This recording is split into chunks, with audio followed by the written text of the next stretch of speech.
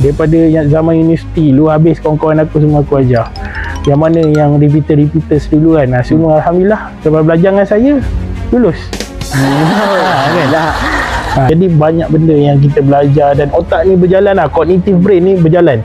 Jadi tak adalah dia bersawang kan kalau kita buat benda sama. Assalamualaikum warahmatullahi wabarakatuh kepada semua.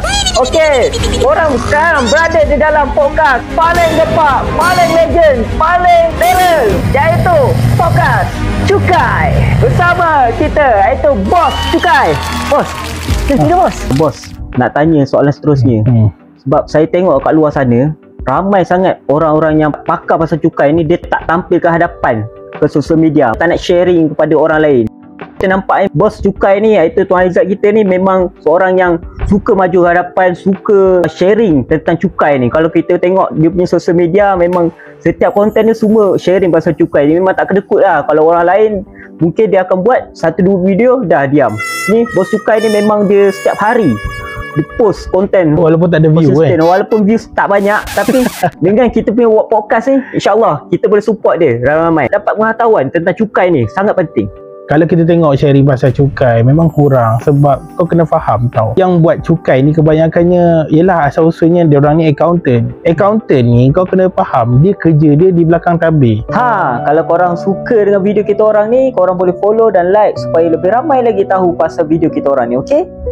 Dia bukannya jenis ke depan, okey? Bukan, sebab accountant memang dia kotak-kotak punya orang. Dia bukannya dalam industri kreatif. Kita pakai baju kemeja, pakai tie, baju dalam seluar kan. Kau bayangkanlah ada betapa skemanya accountant sebenarnya. Bukanlah semua accountant ni boleh ke depan. Dia lebih suka buat kerja di belakang tabir. That's why lah, macam aku pula, aku bukanlah pure accountant, so called accountant tu. Walaupun 6 tahun aku adalah entrepreneur. Kebanyakan entrepreneur dia mementingkan tentang strategi cukai tu. Sebab bila kita ada pendapatan yang banyak, first come in our mind, berapa cukai yang aku kena bayar. Jadi benda tu dihadapi oleh aku sendiri sebagai business owner. Jadi aku mencari jawapan dan mengkaji dalam masa yang sama.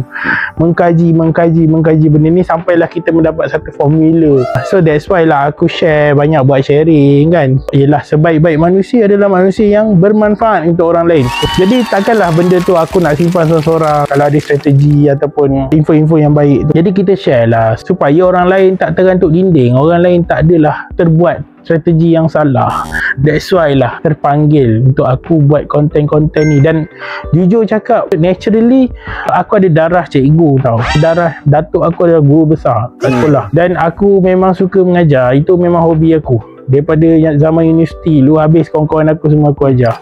Yang mana yang repeaters dulu kan, semua Alhamdulillah lepas belajar dengan saya lulus.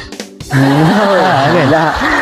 Saya ada kelebihan di mana saya pandai mengajar. Jadi saya gunakan kelebihan yang Allah bagi untuk memberi manfaat kepada orang. Dan cerita pasal mengajar ni, bos ada buat kelas ke? Cukai lancar, bisnes goyang tak gentar.